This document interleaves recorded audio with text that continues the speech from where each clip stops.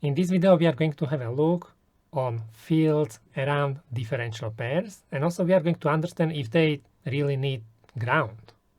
So is this what we are going to talk about, Yuri? Yes. Hi, Robert. Yes, this is very similar to what we did last time, but only with differential pairs, and it actually makes difference. Differential pairs make difference. Okay, so let's start You'll with see. something. This is going to be a little bit more complex example, what we see here. We are going to have a look first on something simple.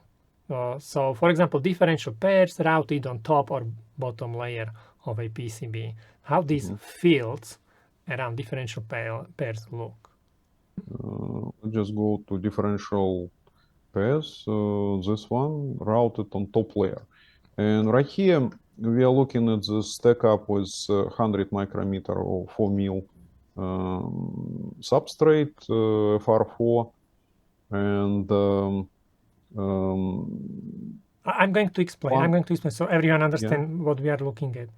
So basically, in all simulations except one, we are going to have reference plane. Reference plane, it means solid, big ground plane. Sometimes it will be only on one layer. Sometimes it can be from both sides of the tracks, what we are going to simulate. And here in the simulation, we have two differential pairs. And we can see the fields. We are going to have a look on electrical fields and magnetic fields. We can see also power around these tracks. And also what I would like to mention, the color of these fields depends on how strong it is. So the strongest is the red one, and the weakest field or weakest power is the blue one, correct? Yes, that's correct.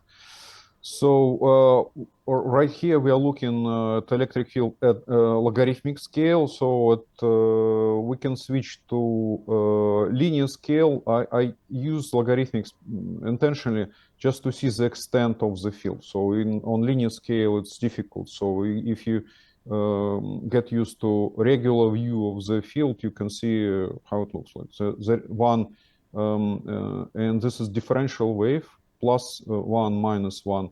It's actually half volt here, minus half volt here. So 1 volt differential between them. So if you integrate electric field right here, we get 1 volt between them. And for the simulation, the signal what we are using is sinus signal. It's a sinusoidal, yes, at 1 gigahertz. Yeah, okay. Animated over a period of time. So we can see at half of period, this strip is positive, this negative, and then the other way around. So it's going both ways. And those are next to a differential pair, which is a victim for this case. So it may be single-ended, a couple of, or differential, depending on how we connect them to a particular component. And here in this video or in this animation, we actually see how the fields from this one differential pair can actually influence the signal which is running through the other differential pair, because the fields are actually, or the tracks are actually inside of the fields which are created with this first differential pair. Yes, that's everything that gets into this electric field or magnetic field, or I prefer power flow density,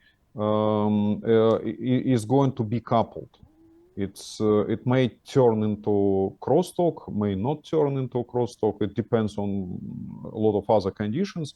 But in general, if you are in the field, in the signal space, I call it signal space, so you're getting some energy out of this signal, and it may be a problem both for the victim, and in case of microstrip transmission line, it can be problem for the aggressor as well. So the all energy from aggressor may move into the victim. So it's called suck out effect in microstrip. Find crosstalk where you basically have all the wave transformed from victim from aggressor to victim. So I didn't know that. Yes, both victim and aggressor may have problem depending on the strength of this coupling. I would like to point out for everyone who doesn't know exactly what we mean by aggressor and victim. Aggressor are the signals where are the tracks where our signal is running, and the victim is basically quiet, or these are the quiet signals, but which are going to pick up the noise or the fields from the aggressor. Okay, and basically what we can see here is if the second differential pair is too close to this aggressor, then the fields are kind of strong and they can really influence. Yeah, and we can see magnetic field, and you can see how magnetic field and it's circle around each conductor. So the integral of this magnetic field around conductor gives you a current, essentially, total current on this conductor. And currents are going back and forth on both. But then around the victim, they create some surface currents on those victim traces. We can take a look at the surface currents and those victim traces and how it happens. If we use vector product of electric field and magnetic field. Leave it. I have one comment what I would like to say. So notice first what I would like to point out. Sometimes people may think differential pairs are really good because all the fields will be only between the tracks. We can see they are not only between the tracks, they are also around the tracks. And also I would like to point out the fields are not on the bottom of the picture because there is the ground plane, the reference plane. Yes, there is a plane over there. Yeah. If I move So a little bit right here, I can see, we can see top this is plane. open, and on the under the tracks there is the ground plane. So that's why it looks like this. Okay, I interrupted you, so you can.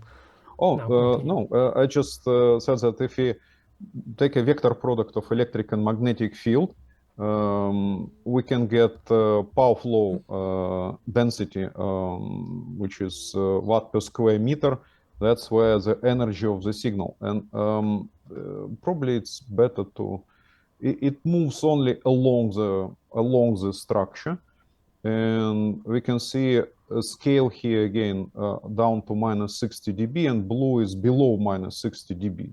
So on everything that is not blue is higher than 60 dB. So those traces are in very close proximity of them. What I find interesting is there are the fields or energy basically on the top of the tracks, but the energy doesn't travel as far on the bottom. That's interesting. There is a little bit of empty space under the tracks, under the victim tracks, between the reference plane and the tracks. Yeah, that's exactly what I mean. Yeah, that's interesting. And actually, this is not visualization defect. It's actually the if you switch back to arrows and find a better view of this, we can see that the energy right here travels in the opposite direction. You can see that most of the energy goes this way. Oh yeah, I see it. Yeah. And few right arrows, here, they are pointing the other direction. Pointing the other way. Yeah, this is not a defect, and this is how this how crosstalk happens. So it's if we take a look at the surface current, we'll see more surprises in there. If and I didn't compute it here, so I'll quickly compute current density, and we need the differential excitation and surface. Okay. And now we can take a look at instantaneous on logarithmic scale. Sorry for so many clicks. But now we are looking at the currents, surface currents. We can complement them. You can see that current in the reference plane is always opposite in opposite direction to current in. So there are currents flowing also through the grounds for differential pairs. Yes. And then when we move on the reference plane, we move further from the aggressor, you can see that there is still currents flowing in the reference plane. And currents flowing on the victim traces. This is closest victim, and this is victim that is a little bit further. And moreover, they are flowing in the opposite direction again. So this edge current flows this way, right here it's at the same time flows in the opposite direction. So this is for those who like currents and use currents as to discuss some physical effects. Right here, it's really difficult to say, well, what is the current, which direction it goes. And this is a result of electromagnetic analysis of this coupling. I like it. So we can take a look how it behaves over frequencies and see what it is. But this is qualitative view. Obviously, it's a very accurate model. So in all the numbers that describe it are also accurate. It's not just like we draw arrows in there. I like that we can actually see the currents in the reference plane or in the ground plane, because this is really important. I've seen many times, I've seen questions like, but differential pairs they don't need the ground plane because there are no currents in the ground plane. Yeah, there are. You can see it now here. There are. Of course, there is different situation if there is no ground plane or reference plane. We have one example with this, so then we will see what will happen. I have a question. Maybe you don't have this simulation, but I'm just curious. Can you run the signals through both differential pairs at once for the simulation to see the field? Yeah, absolutely. And would you like to see power flow density? We can take this experiment in more 3D examples. This one is very short segment. Okay. That's going to be just okay. We will do it in the other example. In 3D case. More 3D. Those are all 3D analysis. It's not cross-sectional, but this one is very short segment. I created specifically to investigate fine structures of the fields, currents, and so on. Okay, let's have a look. Let's have a look on the case when these differential pairs are routed far away from each other. Far away from each other. I put case 3W here. Okay. And again, we look at first at the electric field, and we can see. And let me try to orient it in same way. So we can see that this is aggressor here, again differential excitation, and this is victim. Victim is now a little bit far, 3W here. This is typical recommendation for microstrip. It's really it doesn't reduce substantially the crosstalk. For strip line, you'll see it reduces it and works quite well, but microstrip, you can still see electric field. Some electric field arrows are pointing exactly at the surface of the victim. So I would like to point out again, if someone was not watching our previous video, when you say 3W, it means the distance between these differential pairs is 3 times track width. Yes. And these differential pairs here are 90 ohms. So just randomly make them 90. So typically it's in the range from 80 to 100. So 90 is as good as any of those. So, and here is magnetic field. You can see some, there is a little bit of magnetic field around those victims, and as soon as you've got integral of magnetic field around it non-zero, then you have current. So with electric field, when it gets into this, you got voltage, and with magnetic field, you've got current. So as a result, we can see power flow, again, differential, and we can see those glows right here. It's a power flow associated with the crosstalk, with the wave induced in the victim here. So if we route this inside of PCB, is the result going to be better?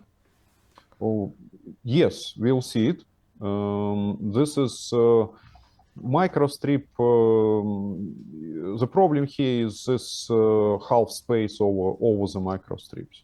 So we've got, if we complement it with electric field and make it more visible, you can see that electric field gets quite far around, and magnetic field, same thing. And the result, we've got power propagating along the differential trace within the signal space. And you define signal space in this case up to down to minus 60 dB. So it may be even stricter requirement for RF microwave circuits. So for digital application, minus 60 is sufficient. But we clearly have more than minus 60 dB coupling here. So we can, from the value of the power flow density, we can predict that this differential pair may get more than 60 dB, closer to something like 30 dB coupling. Can you switch on the scale so we get the idea how large these fields are? Yeah, this, exactly. Okay, it's mils here. It is in mils. Minus 40, plus 40, something like this. So that's 1 millimeter. Yes, it's 40 mil. It's 2 millimeters. 2 millimeters across. Together. Yeah, 1 millimeter is 40 mil. 2 millimeters. Around the tracks, there are the very intensive fields. Okay, let's go to the other example. Yeah, the other example I put. So there are two of them here. One is when we put differential traces at 1 millimeter distance from. So we essentially thick board 1 millimeter and one reference plane, two layer board. And right here we can see that it's the scale is in millimeters here, and we can do the same experiment with this is magnetic field, and you can see how far it is. So it's again down to minus 60, but we've got magnetic field, and right here absorbing boundary conditions. So it's actually continuous a little bit. So a numerical model, we've got boundary conditions that mimic the open space. So, and it's still kind of, you can see field goes around. So what about so this is basically flow? For like standard 2-layer PCB, a little bit thinner, because standard 2-layer PCB is 1.6 millimeter, 63 mils. In our case, in this case, this is 1 millimeter, 40 mils. So 1 millimeter between the tracks routed on top layer and ground or reference plane on the bottom layer. That's why the fields are so large. Yes, and you can see that something funny goes on around those traces. So the arrows of the power flow density, they are pointing at the same direction with the wave, and then the opposite direction. Most of the crosstalk in those microstrip cases fine crosstalk. So it's a crosstalk that propagates in the same direction as the signal. So that's, but there is also neon crosstalk as well. So it's not, and it may be also a problem. So this is a power flow density, and if we switch to color map, you'll see the extent of the damage that it can do. And again, if you put it on scale here, okay, I just switching between different views. you can see that this is minus 10 plus 10 millimeter. Millimeter. So 20 millimeters, yes. And this is like this. It's almost impossible to create a bus with like 10, 16 lanes and for transmitting the signal. So it's very difficult to keep the crosstalk down, and we'll see the numbers on S parameters, so we can.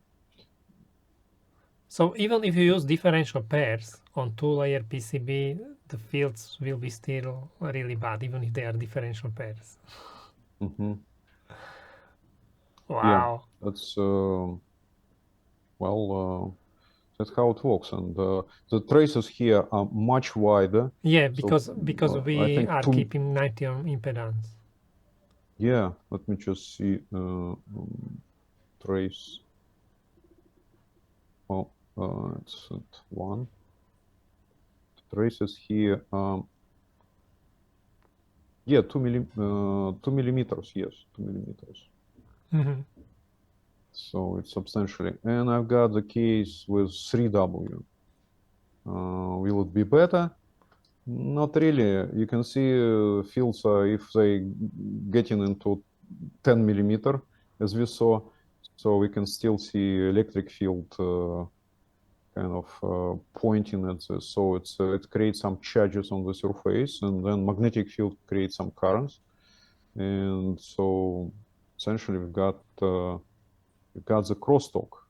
Mm-hmm. So basically, if we are routing differential pairs on top and bottom layer, ideally we would like to have reference plane close under the differential pairs. Yes, the closer it is, yes. You're still not immune to interaction to, so the air above it is a problem. If you put a shield on top, that's going to be better, but the shield was, again, difference in dielectric constant of substrate and air, it creates some other problems like surface waves. And so it's not a good idea if you have very strict limits on crosstalk. We discussed it, what would be limit on crosstalk, and I didn't answer it, and out of curiosity I asked it to AI, and it didn't provide a definite answer for this as well. So it's a kind of vague. It depends, yeah.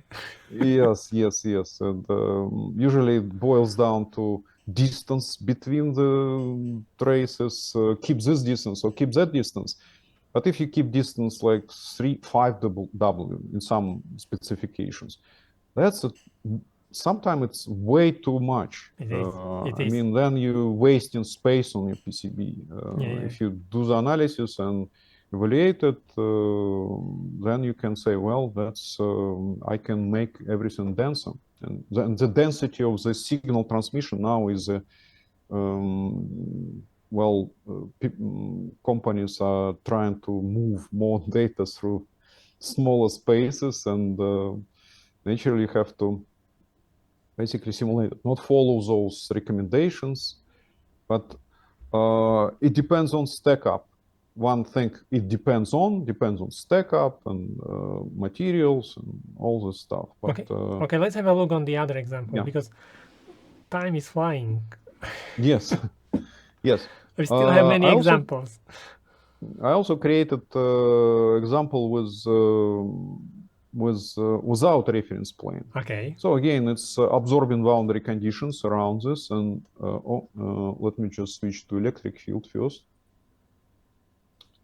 And you'll see, and this is so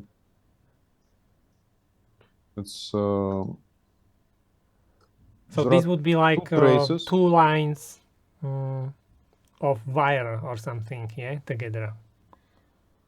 Yes, 2 lines of wire like this.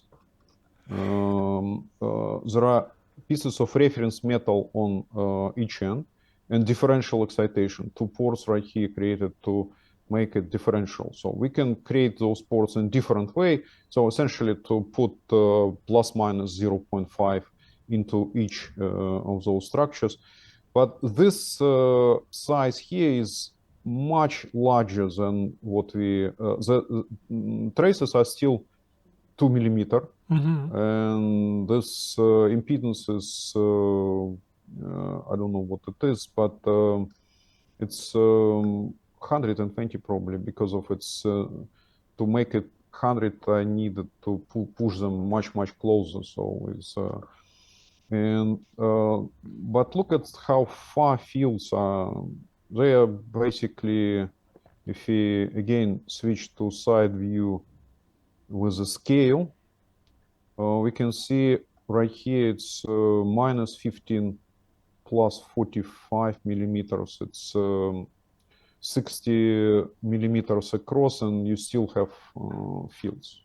So how is it So it's a possible 6 Ethernet is centimeters. working or something? These kind of differential pair signals are working. In case of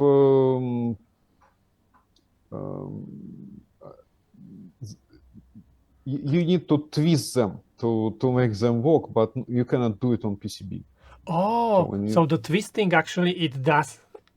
Yes, it helps. It reduces the immunity and reduces the crosstalk a lot, and I never thought about this. Like why they twist it. I thought they do it because it's more practical to, I don't know, have differential pairs this way. Yeah, if you I've got this slide here. So, sorry for plugin, but this kind of twisted pair patent, and those are slides from my tutorial. Take a look at this patent, 1881, from Alexander Graham Bell, patented twisted pair to reduce the crosstalk. It appeared before the theory, and this is a theory of telegraph equations by Oliver Heaviside. And this is a final form of telegrapher's equations that describe the crosstalk in those structures, essentially.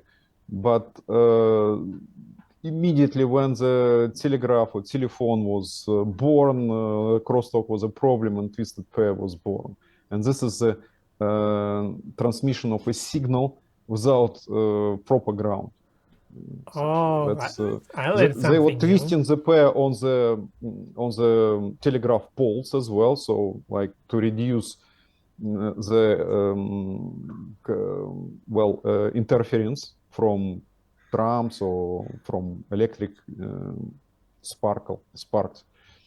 So, and then they twisted pair for telephone, and that's but on PCB you cannot. There are patents, obviously. There are some people trying to twist it like with vias like this. But it's, to some extent it works, but in general it just not the right.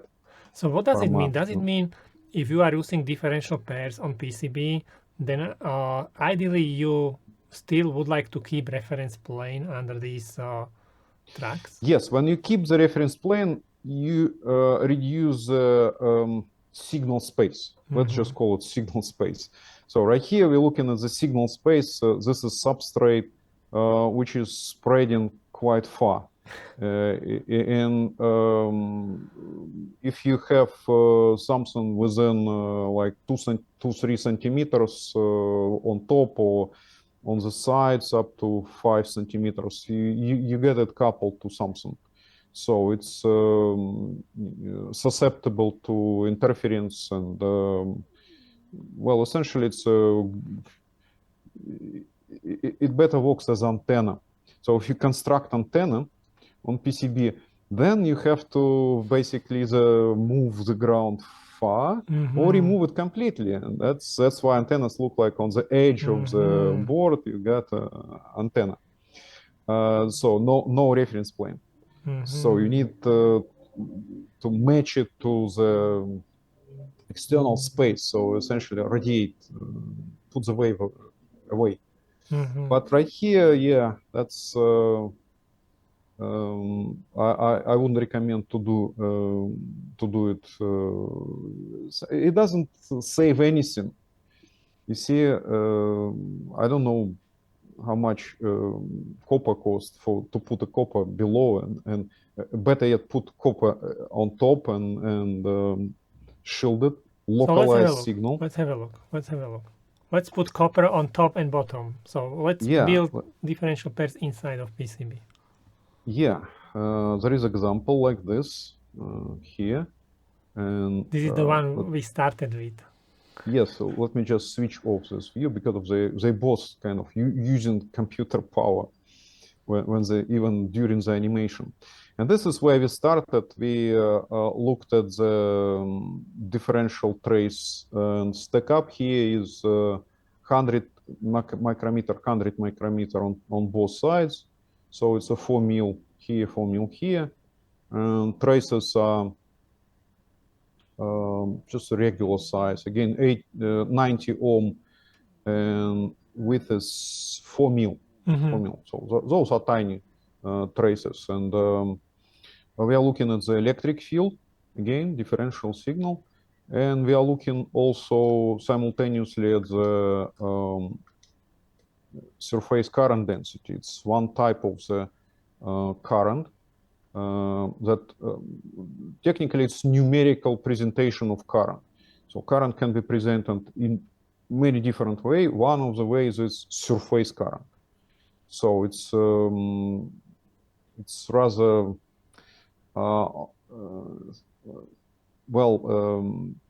numerical abstract. So in reality, currents flowing inside those conductors, and we can take a look at them. So I've got it here, 1 gigahertz, yeah. If you want to take a look inside the current inside the conductor, that's how they look like. Okay, this one. That's currents inside the conductor. This is aggressor, and this is logarithmic scale. So we can see some currents on surface flowing in one direction. At the same time, current inside flowing in the opposite direction.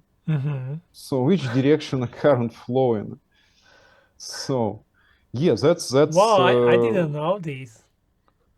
Yeah, that's how conductor actually behaves at high frequencies. Right here, we're looking at 1 gigahertz.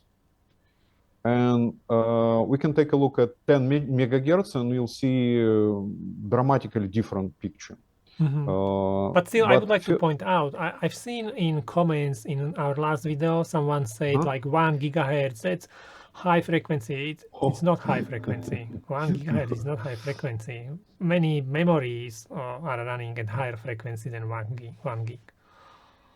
And think about rise time. Yeah. So even if you go to 100 megabit per second, you may have an rise time around 40 picosecond or 100 picosecond, and the spectrum of signal goes way beyond the 1 gigahertz. Yeah. So essentially.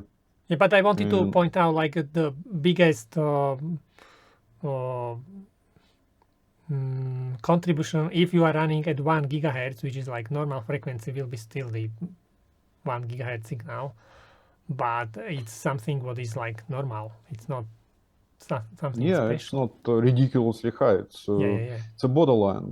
The borderline actually between the low speed and high speed, somewhere around 3 gigahertz, where, well, technically we say, well, above 3 gigahertz it's a microwave frequencies. Above 30 gigahertz it's millimeter wave frequencies. It's again, one order of magnitude harder to do everything with all this stuff. So you have some it's again approximate division, but for me it's the divider is around 3 gigahertz or 6 gigabit per second, where you need to simulate pretty much everything. And then above 30 gigahertz without simulation, it may not even work.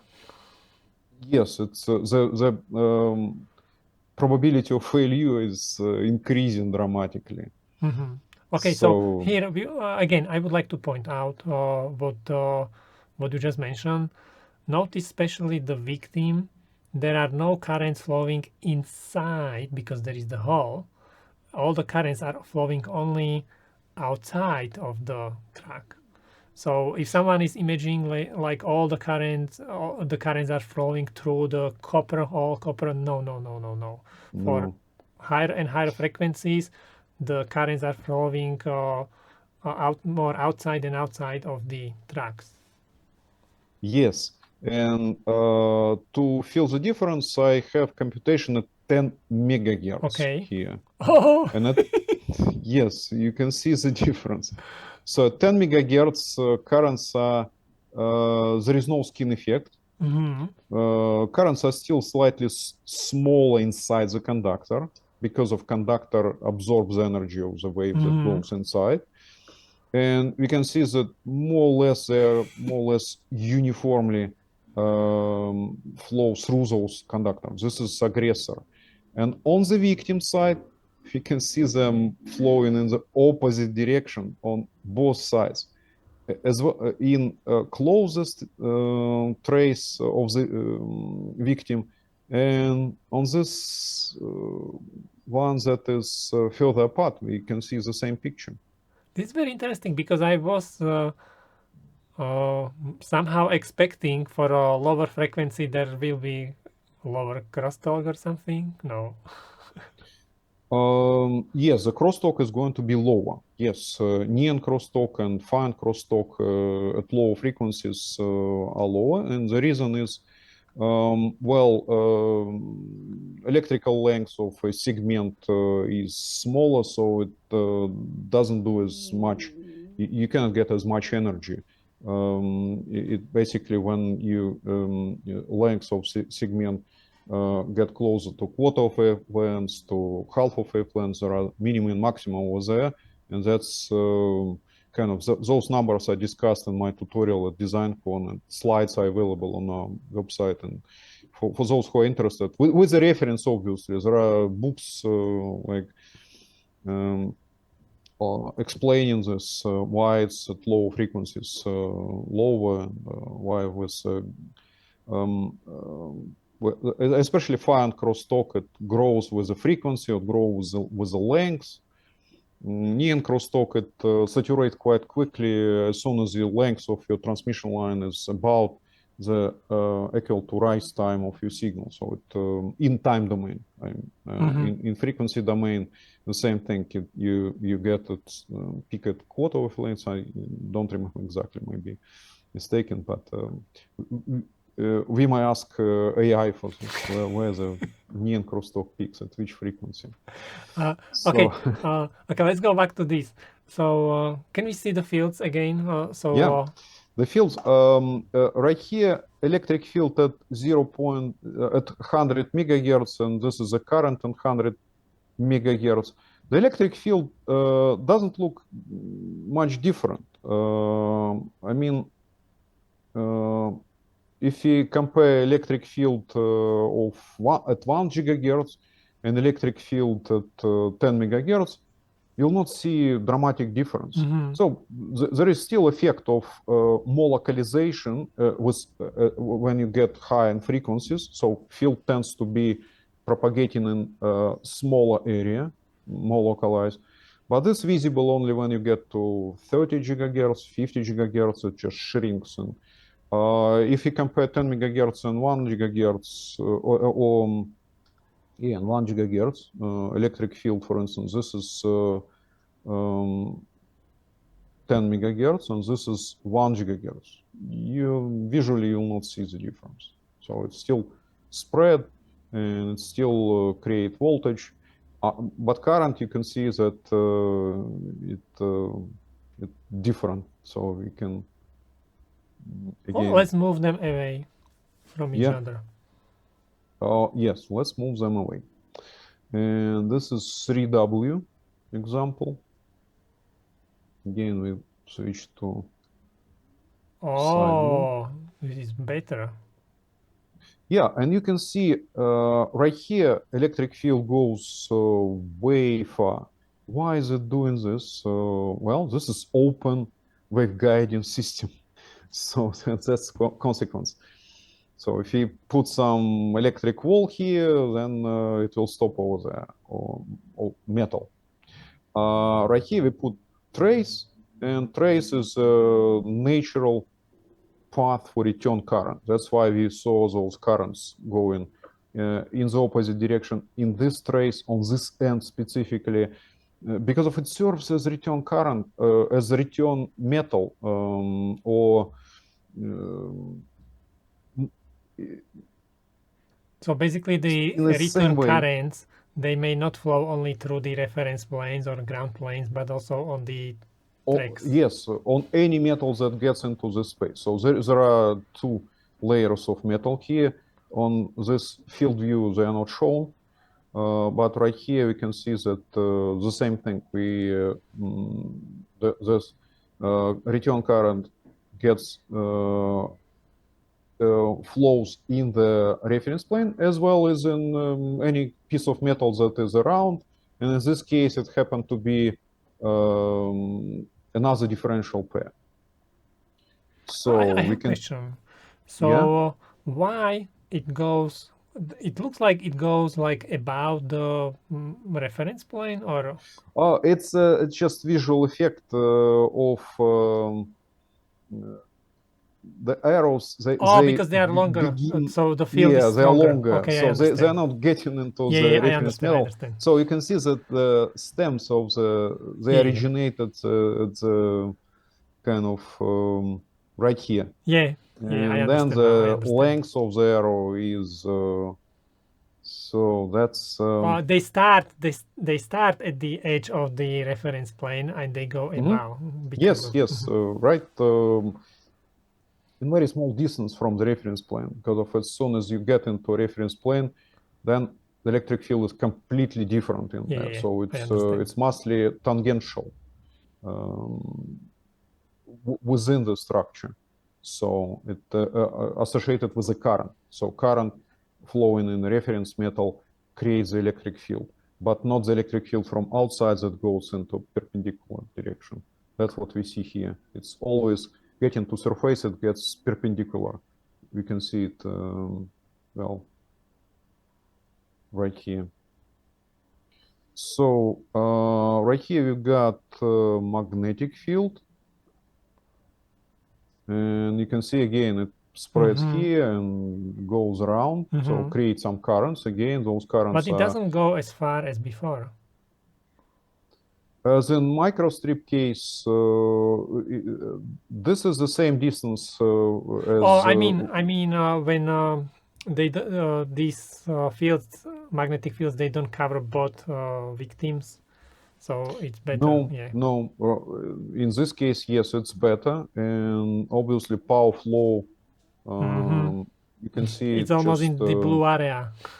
Yes, this one is below minus 60 dB. So, but to get the damage, it's sufficient to have one strip within the field, because of we are looking at the differential case. If you create voltage or current in this trace, then it's going to be differential. The signal. Yeah. So there is not probably much common mode interaction. So when we, we don't care about common mode here so far, but this is the power flow density. We're looking at power flow density. And if we take a look at the current density, this is surface current density. We can still see currents on this victim and on another trace and differential pair. So they are smaller, but they're still there. Oh, right here, I don't remember the scale we used on the first one. Right here, it's minus 80. Probably Oh, maybe minus 60 we only used. Yeah, let me check on current density cut plane. Surface, this one.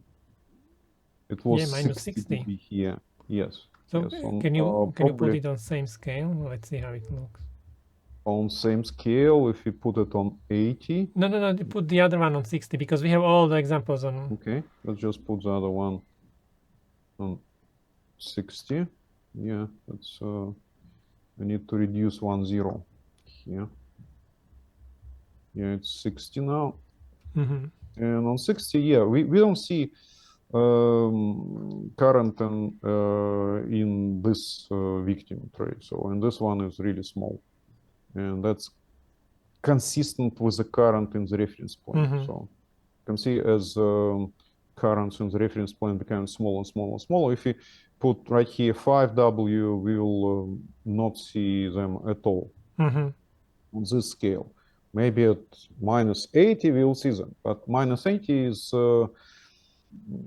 a limit for RF microwave applications probably. And in RF microwave applications, they will put probably more effort to reduce the crosstalk with some kind of shielding of the structure in this plane.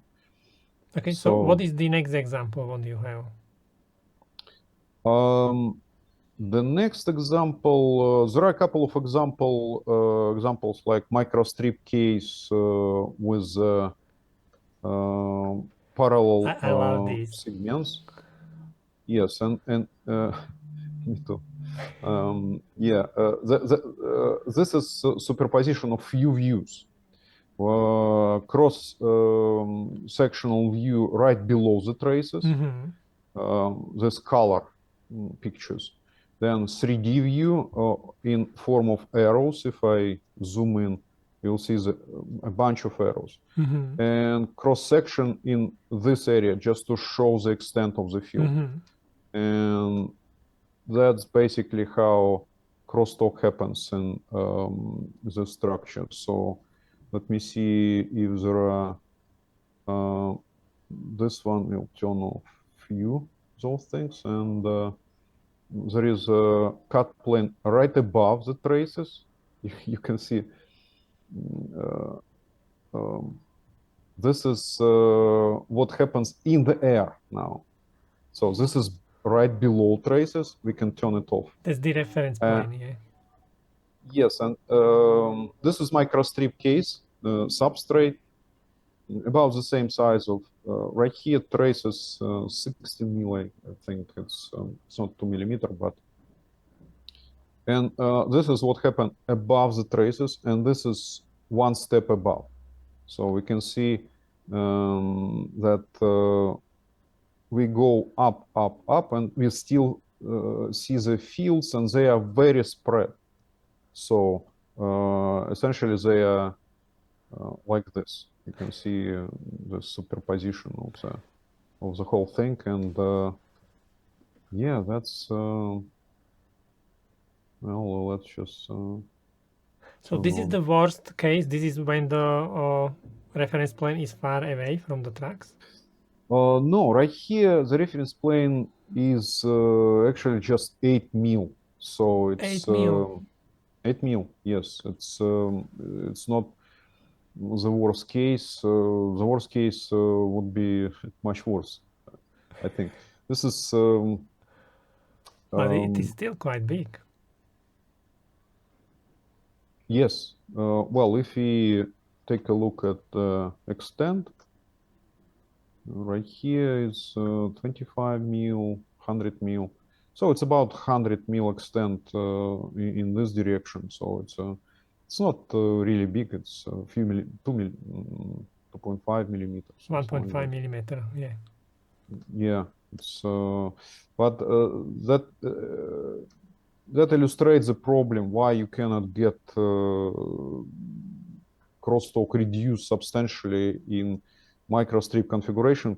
I have this one case 16 mil apart between the traces, and 48 mil apart. So it's a 3W again.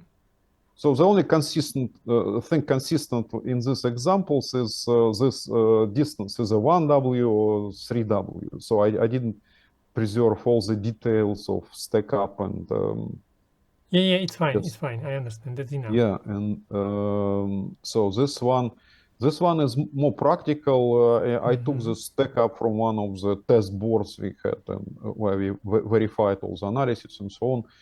And I can show you this test board, maybe if you have 5 minutes.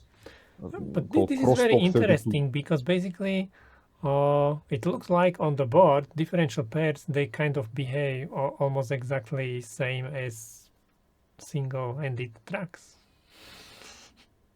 To some extent, yes. The difference only in how you launch the wave.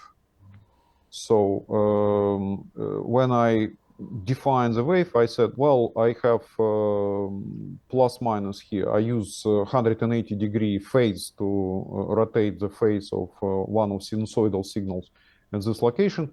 This is about it. And then you've got this, well, some peculiarity in how you excite the wave. So right here, we probably excite not only differential, but also common mode waves. And common mode waves, they also not welcomed. They may create some problems. So right here, the closest trace has more crosstalk, and the traces far apart is less crosstalk. But at the end, we've got right here we'll have a combination of differential and common mode. That's the only difference, modal difference, how you get in which form you get signal in and in which form you get in signal out. So right here we can do this experiment with running signals in both differential running pairs. signal in both. I have few. First, this is 28 gigahertz.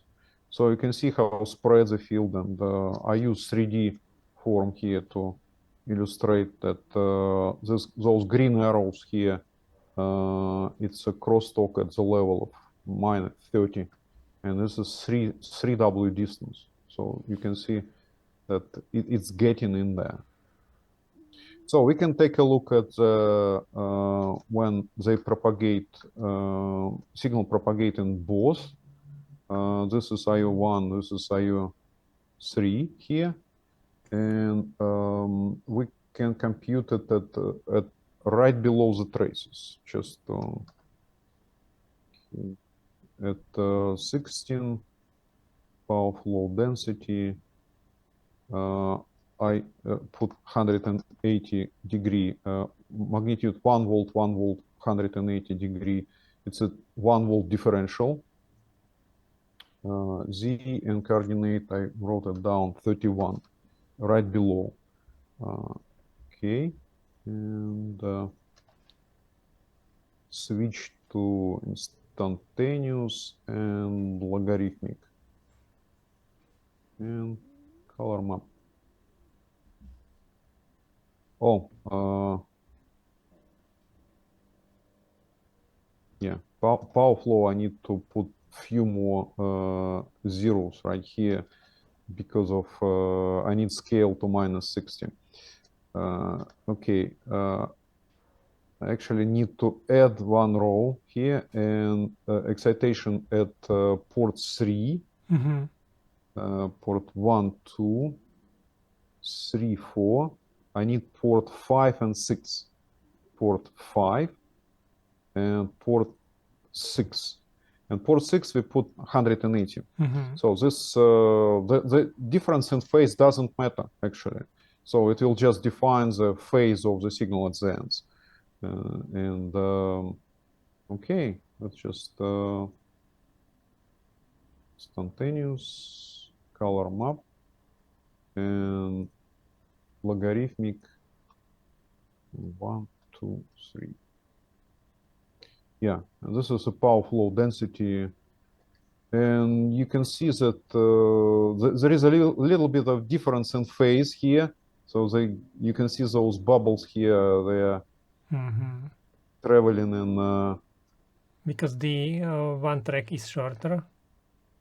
Yeah, one track is shorter. We put 180-degree exactly, and now we observing this effect of this cutout, this bend. On strip line case, I put some kind of chamfered, more smooth bands, but it's still, oh, sorry, some of them, you can still, you'll immediately get the phase difference. And this is superposition of differential and common mode. This one is almost pure differential. That is interact or get some energy from this mode here into here.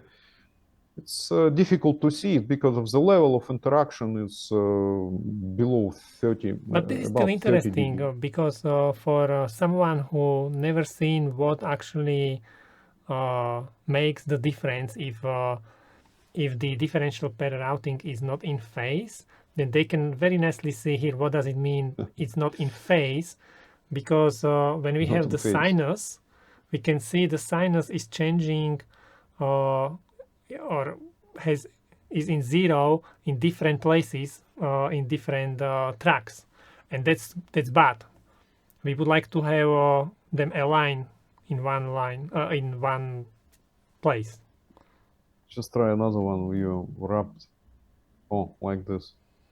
Yeah, and you can see that they are not traveling together, and that can be big problem.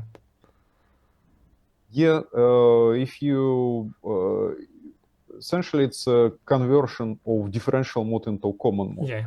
And if it keeps propagating, it's very difficult to compensate it. So because of difference in differential mode and common mode propagation, especially in this microstrip case.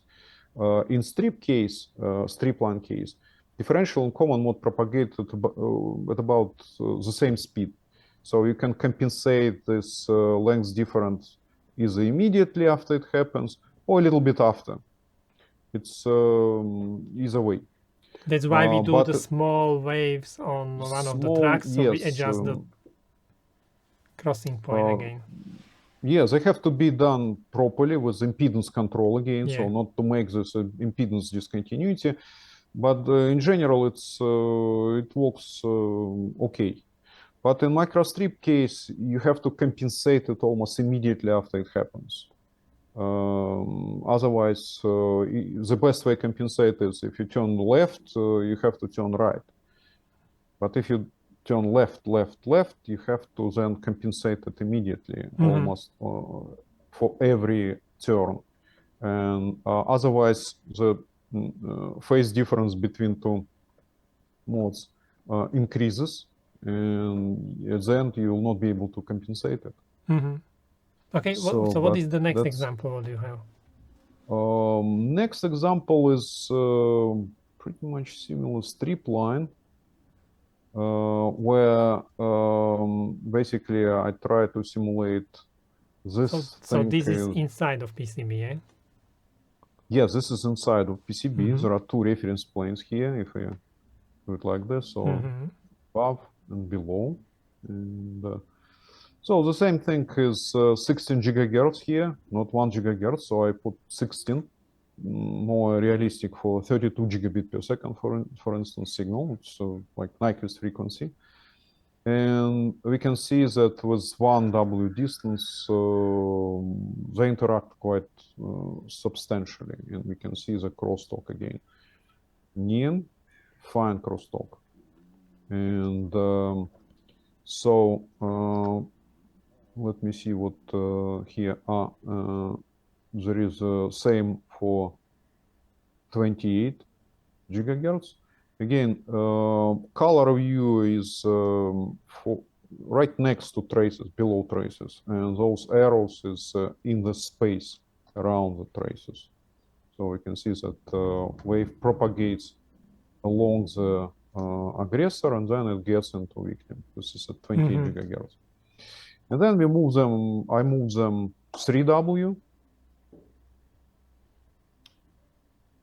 distance, same. And the stack up here, just for the record, again, 8 mil, 8 mil. So it's spacious, as on the benchmarking board that we will take a look after this, maybe.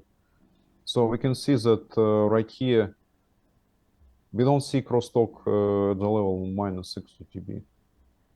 So if you try to push, okay, that's fun. But if fields are running on both differential pairs, the fields may interact. They can touch together. No, it's a linear property of the field. So if two fields kind of overlap, two signal spaces overlap in the middle, they do not interact. Oh, okay. No, they not collide. They're not particles.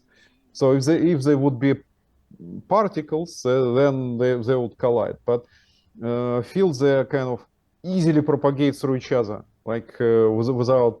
It's a linear property of the electromagnetic field.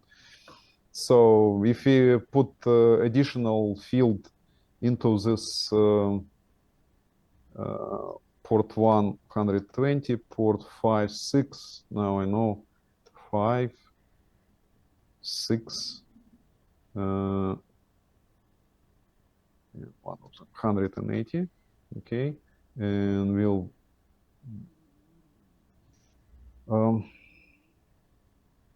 power flow. And right here, I don't remember which distance I have to put it. So I put it volumeric then. We'll see volumeric field and we'll compare with volumeric field here. And volumeric field arrows, logarithmic, and down to 60 dB. So you can see it looks like they're interacting in the middle, but they are not. So that's the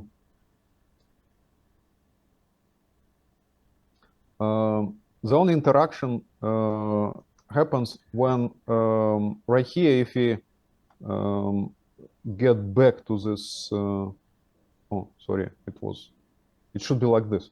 So one checkbox, one wave propagating from here to here, and one wave propagating from here to there. And we can see that they overlap in the middle, but this overlapping is no problem. That would be interesting to push them in opposite direction. Will we see the compensation of the field or not? Okay. Let's just do the experiment, quick experiment. So right here we put port 7 and 8. 7, 8. That's going to be opposite direction. Okay. Instantaneous. Logarithmic. Okay. No, it doesn't. I'm wondering what happens in this area. I don't know. There will be both arrows. Yeah, they are kind of superimposed. So it's called superposition. And we can see arrows actually pointing in sideways somewhere. But you never tried this. Never try. Actually, I want to create a new view of the field with some particles in form of small particles. If we compute some portion of energy and trace how, like a small portion of 1 watt, like 1 milliwatt per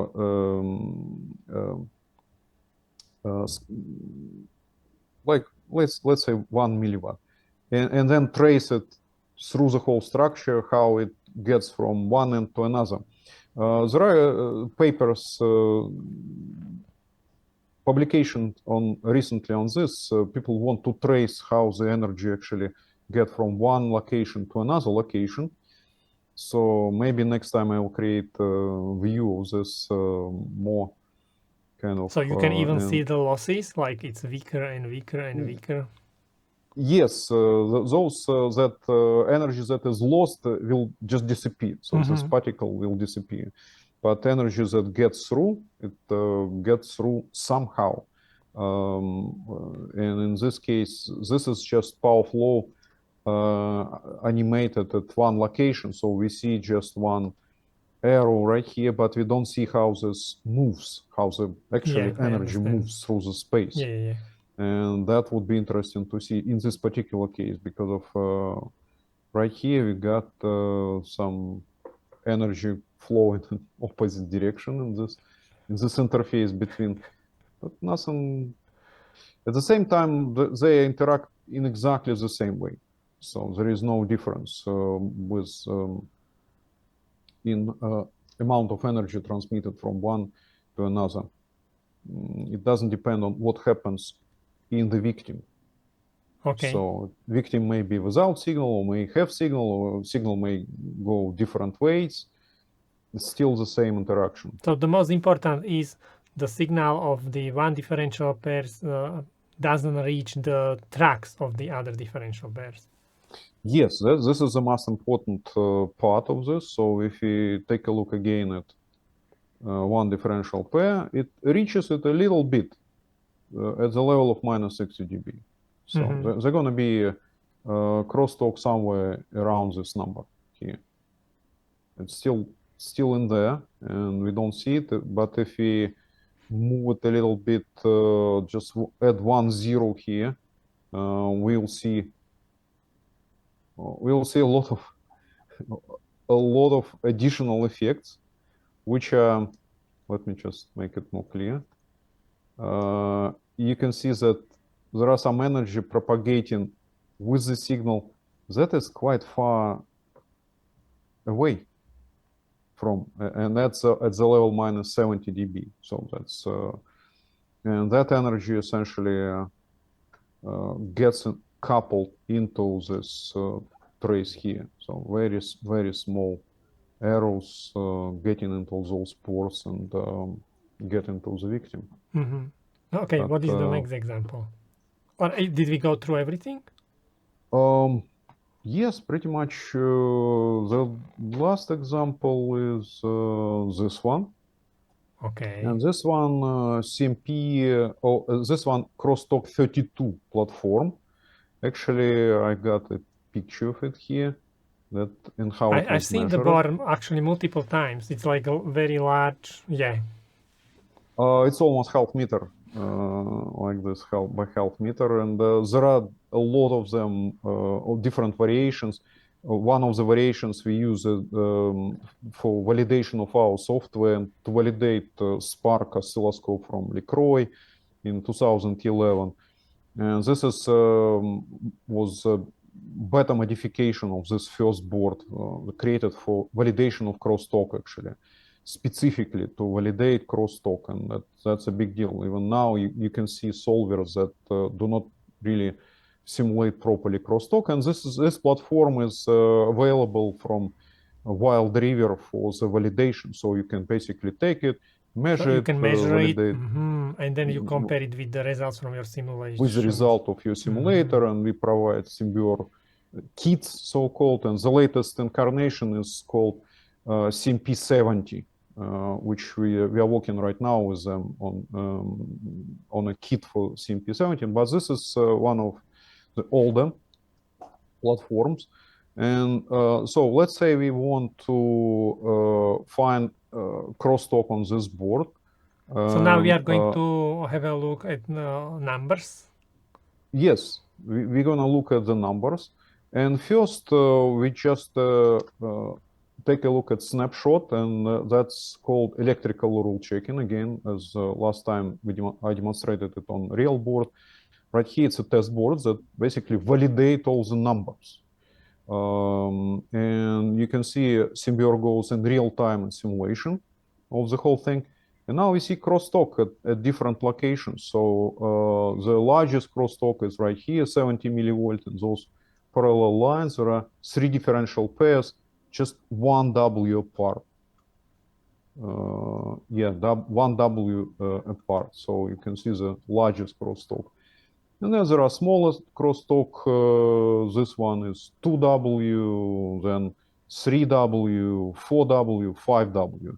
So you can gradually see how, and you can actually evaluate crosstalk with using analysis to measurement validation and see how good software captures the crosstalk. And there are other configurations here to more tricky for a solver. And this is part with, and let me just make it more clear, there is an extract reference conductor.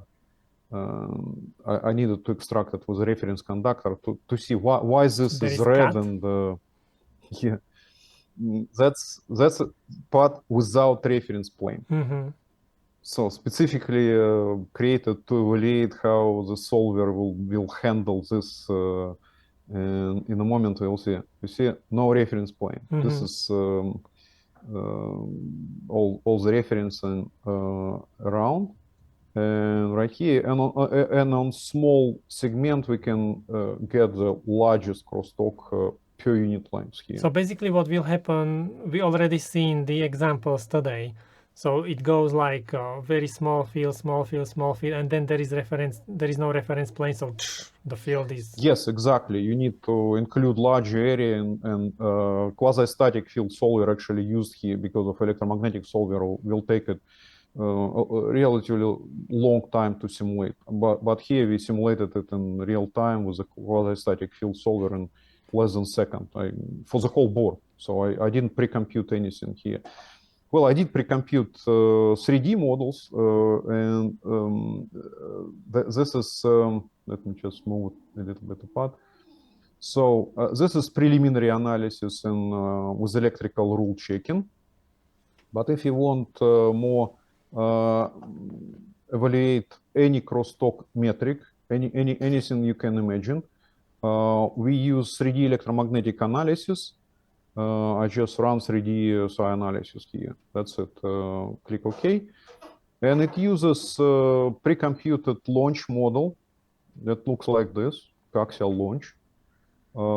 It also uses connector model and automatically connect everything. So this launch model was simulated. It takes like 5 minutes to simulate it with very high accuracy.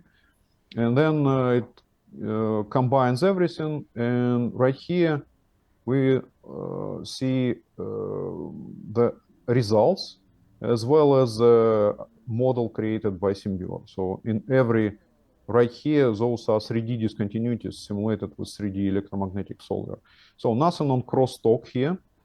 So, and crosstalk metrics, I can add it in the psi compliance analyzer tool. So I want to see magnitude of crosstalk, and S parameters are essential for crosstalk evaluation. Then I can take a look at crosstalk from pulse response. Then I can take a look at the eye diagram, and eye diagram with crosstalk. That's what would be interesting to compare. That's it. The only thing I need is just, and we can put some limit on the crosstalk, like 10 millivolts, for instance, for pulse crosstalk. And that's basically how you correlate different metrics of crosstalk. dB, volts, and click run. That's it. And very convenient way to put all those things together in one location and then use it on the same model and put some compliance conditions. So, and returning to this question, which crosstalk limit should be placed? Actually, in the latest standards, there is no clear limit on crosstalk, on just specifically crosstalk. There are limits on integrated crosstalk noise. So it's a time domain parameter, and we can use it. I can show how it looks like. But this is pulse crosstalk, 51 millivolt here. This is the worst case. This one has two aggressors. One is on this side and one on this side. So it's a far end aggressor and near end aggressor. And we can see as parameters from both. So this is near end crosstalk, and this is far end crosstalk. So it goes above 20 dB. So naturally, we've got this relatively high peak-to-peak, 51 millivolts. This is far end crosstalk. But this, you can see, this is near end crosstalk, this is far end crosstalk. But how they affect the eye diagram? How they affect the bit error rate? The final question. In all those analyses, what's going to happen with your eye or with your data transmitted through. So this is a clean eye without crosstalk. Oh. I'll just pinch it. And this is the eye with the crosstalk. It's not really bad in this case, but you can still see the difference. 44 millivolts just gone. You see 344, and right here is 40 millivolts of I just shrink 40 millivolts. So basically here in these simulations you can see how the signal would look without crosstalk, and then you can apply each of these crosstalks, and then you will see actually how it will damage your signal. Yes, it's all automatically. All those clicks I just did in front of your eyes, and it was 28 gigabit per second, 25 picosecond rise time, NRZ signal. So that's and this is I think it's 2-inch segment only. It's only 2-inch here. So if you now select like 5W, let's just see 5W here is those one. I can just simply select those and copy paste them into. So these are routed very far away from each other. Yes, they are routed 5W from each other, and we run the same analysis. So run 3DSI analysis. The only thing I need is just click OK. That's it. That's it will run and create all the same metrics that I selected for 1W case. And again, it's not just random exercise with random result. It's a validation board that we use extensively. One of those validation boards from Wild River Technology, and that's how it was measured. I put in my presentation. I even put a picture. You see how it needs the environment. It has to be super clean to measure it with such precision. And this is done by Wild River Technology by LNAPS. So we essentially collaborate for a long time already. So that's how it looks like. So how many ports you need to calibrate and so on. This is neon crosstalk comparison of neon crosstalk analysis to measurement. So right here, the result is now pulse crosstalk for the same link, this in the middle. Now it's green. Yeah, everything is green. It's green. Yes, it's below 10 6. millivolt. 6 millivolt. Yes, it's only before 6 it was 51, I think. 51. Yes, yes. And this is what in ERC was predicted. Pretty much the same number, much quicker. But right here we can see the neon crosstalk is really small. And then if you take a look at eye diagrams, this is without crosstalk and this is with crosstalk. It's pretty much the same. Yes.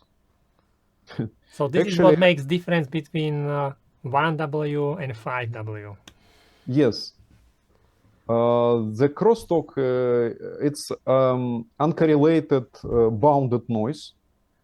And if it happens to coincide with the original signal, it may even slightly open eye. So we can see right here that eye is slightly more open with the crosstalk.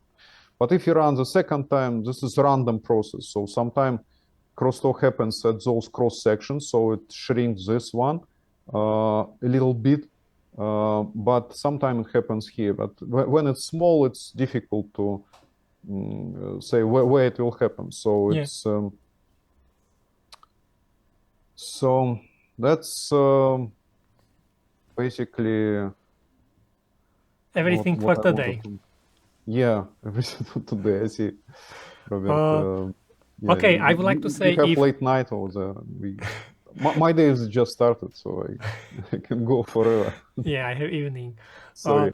So what I wanted to say, if someone has any other ideas what kind of examples we could simulate, they can leave comments. And, absolutely. We can try it. Okay, thank you very much, Yuriy. Thank you, Robert. Wait. I enjoy I conversation need to- and I need- investigation, little investigations, and just give me another task.